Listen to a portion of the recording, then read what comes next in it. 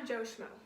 And I'm Jim Schmim, filling in for Bob Schmob, who is no longer with us. Bless his heart.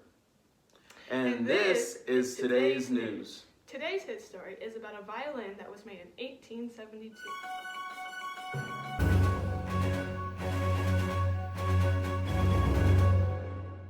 Today we have a very special guest here with us, Mrs. Mumbo Jumbo, who is here to talk about the 1872 violin.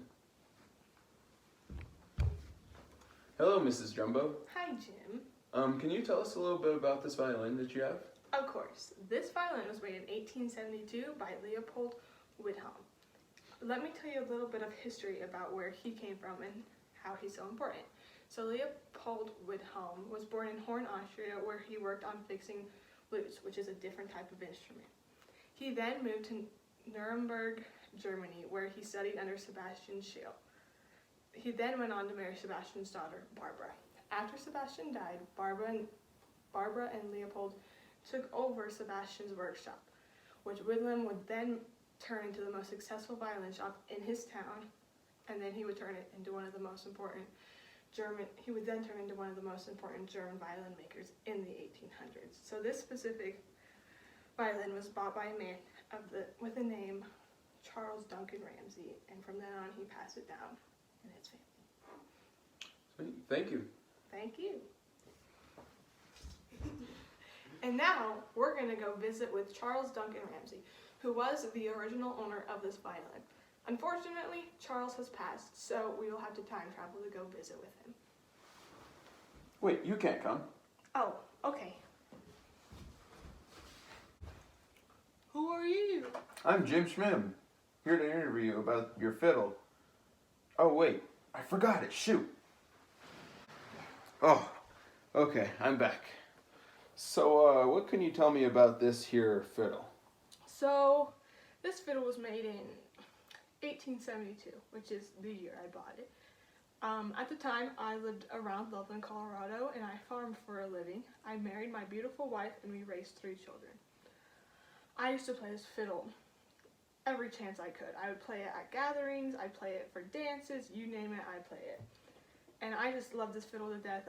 I played it to entertain my family and guests that came into town. And then after I got done playing with it, and after I had passed, I passed it on to my son Raymond, where he played it just as much as I did, but he mainly played it for entertainment purposes of his family. He never really went out and played it, at least not that I'm aware of.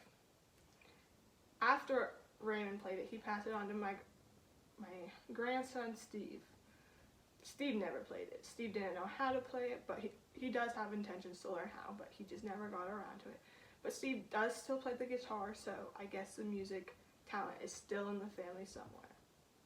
Thank you. You're welcome. And this is an add-on to our recent commercial study. And we're back with our guinea pig. Hello. Back to you, Jim. And we're back. And for this next interview, we'll be talking to the great-great-granddaughter of the original owner of the fiddle. Hi, Jim. Hi, Raelynn. So, what can you tell us about the time period where this fiddle was made? So, as we all know, it was made in 1872, and there was a lot going on in the world and in America. For instance, Yellowstone was just established, President Grant just won his 2nd term, and there was actually a stock market crash around this time as well. Why is this fiddle significant not only to the time period where it's from, but also to you?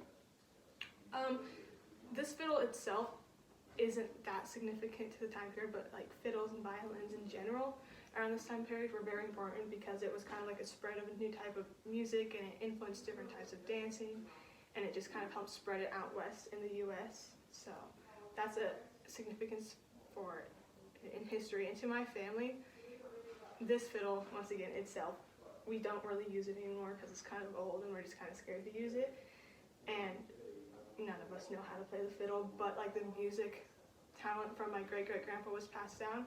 My grandpa plays the guitar, my dad plays the bass, and I play the piano, so it's just significant in the fact that it kind of passed down that musical talent.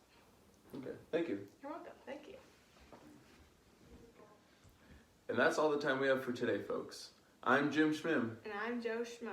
And we're signing off.